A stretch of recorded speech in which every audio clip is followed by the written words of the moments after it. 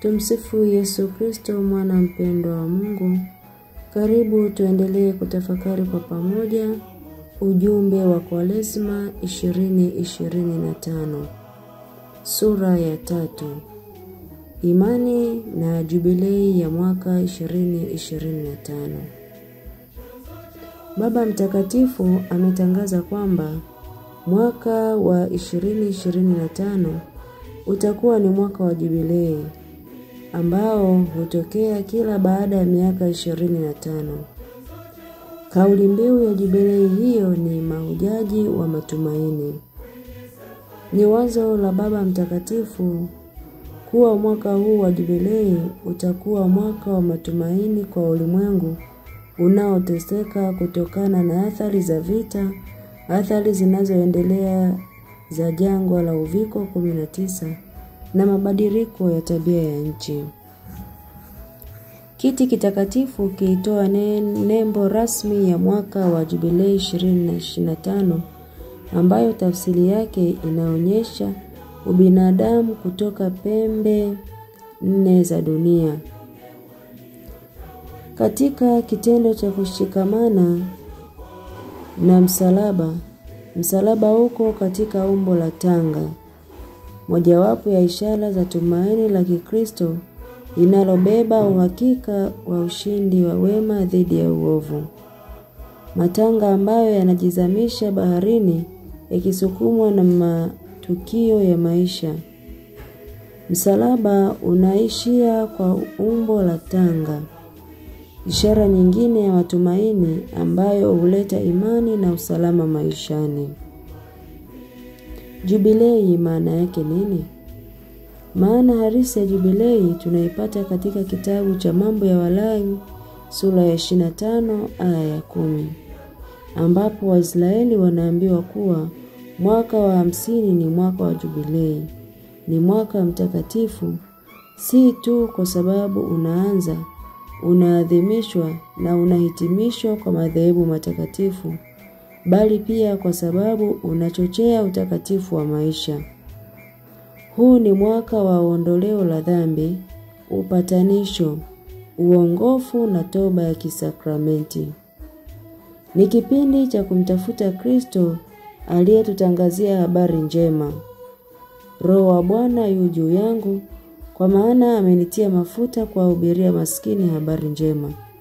Amenituma kuwatangazia wafungwa kufunguliwa kwao na vipofu kupata kuona tena, kuacha huru walioteswa na kutangaza mwaka uliokubaliwa na Bwana. Isaya sura 61 aya ya 1 hadi ya 12, Injili ya Marko sura ya 1 aya ya 15 na Injili ya Luka sura ya 4 aya 18 hadi 19. Matunda tarajiwa ya mwaka wa jubilei. Jubilei ni mwaka ambao utakatifu wa Mungu hudhihirika zaidi, nao hutubadilisha. Katika mwaka mtakatifu tunaalikwa kusimama imara katika imani juu ya uwepo wa Mungu. Tusimame imara, kwani imani huzaa tumaini lisilotahayarisha. Waraka wa Mtume Paulo kwa Warumi sura ya 5 aya ya 5. Imani itufanye kuwa watumishi. Imani ndicho chombo pekee cha kuhesabiwa haki tunapomwamini Bwana wetu Yesu Kristo. Kitabu cha Matendo ya Mitume sura ya 16 aya ya 31. Na ni kwa imani katika Kristo, neno lake, tunaweza kumtumikia Mungu kwa ufanisi, kumpendeza, kwa maana mtu amwendeaye Mungu lazima aamini kwamba yeye yuko, na kwamba huwapa thawabu wale wamtafutao. Waebrania sura ya 11 aya 6. Hakuna njia nyingine ya kuwahudumia watu wa Mungu kwa utukufu isipokuwa kwa kuliamini neno la Mungu. Imani itupatie majibu ya maswali yanayojitokeza. Ninatoa wapi? Ninaenda wapi? Kwa nini kinatokea baada ya mimi kufa? Je, Mungu ananipenda? Kuna furaha kubwa na amani kuu katika kujua kwa uhakika majibu ya maswali haya. Imani itokanayo na maandiko matakatifu hutusaidia kujua maana halisi ya neno halisi la maisha yetu. Kitabu cha Mwanzo sura ya 1 aya ya 1 hadi ya 2 na sura ya 9. Sura ya 2 15 hadi 17, sura ya 3 aya ya 1 hadi ya 24. Imani inatupatia tumaini tunalohitaji ili kustahimili magumu.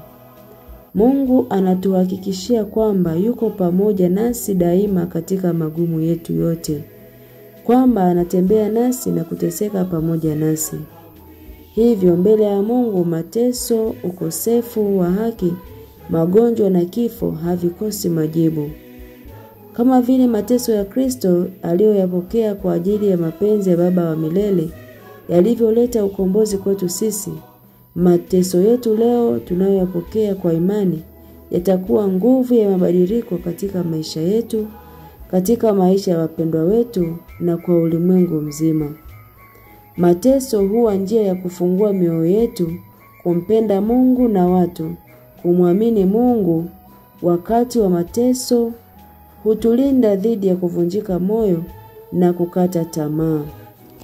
Injili ya Mathayo sura 24 aya 13 na haraka Mtume Paulo kwa Warumi sura ya 5 aya 5.